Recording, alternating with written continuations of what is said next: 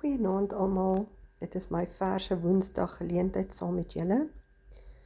Vanaand wil ek sommer so ietsie net met julle deel. Efesiërs 1 van vers 15 tot 17 of 23, kom ons gaan tot by 23.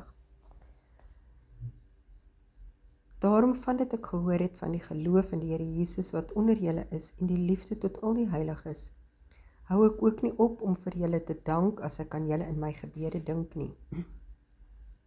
Dat die God van ons Here Jesus Christus, die Vader van die heerlikheid, aan julle die gees van wysheid en openbaring in kennis van hom mag gee.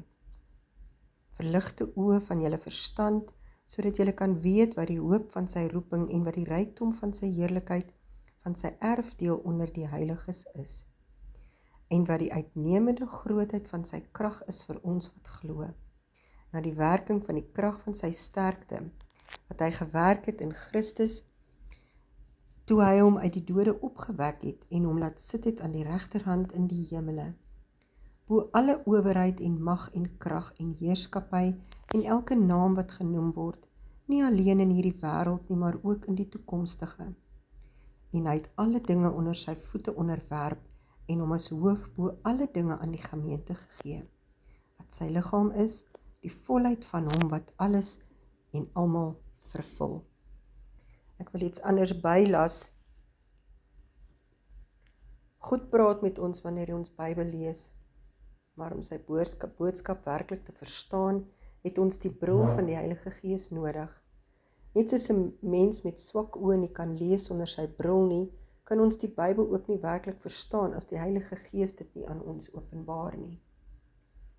Het jy al 'n bekende teks gelees en skielik was die boodskap daarvan vir jou nuut en helder?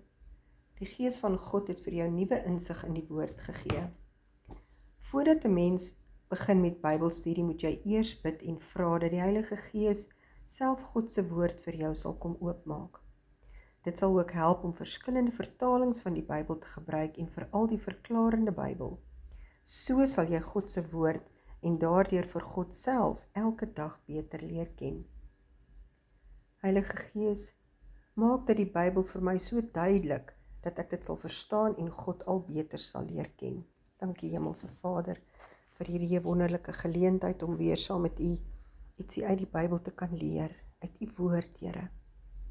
Dankie Vader vir die openbaring en dat ons die Heilige Gees nodig het om vir ons U woord te kan kom uitlê. Dankie Abba Vader. In die wonderlike naam van Jesus. Amen en amen. Mag julle almal 'n wonderlike nagrus hê. Weer dit is warm, probeer maar afkoel en geseënde nag en 'n verkwikkende môre vir julle almal.